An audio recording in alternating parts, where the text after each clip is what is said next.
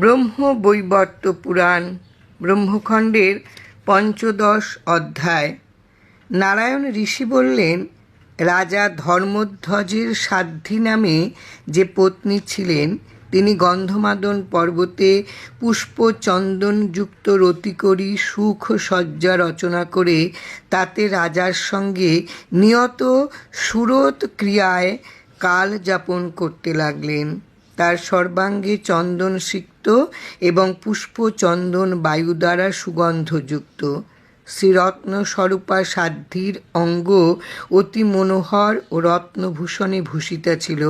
সে কামার্তা রসিক শ্রেষ্ঠা সাধ্বী ও ধর্মধ্বজ উভয়ই অতিশয় সুরতজ্ঞ ছিলেন।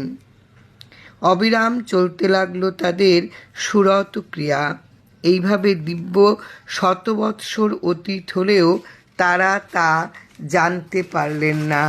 তারপর রাজার জ্ঞানের উদয় হওয়াতে সেই সুরত ক্রিয়া থেকে বিরত হলেন, কিন্তু কামার্তা সাধ্বীর কিছুমাত্র তৃপ্তি হলো না।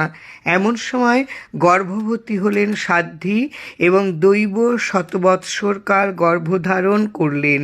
গর্ভাবস্থায় দিন দিন শোভাশালিনী হয়ে উঠলেন তিনি। জয় রাম, জয় রাম।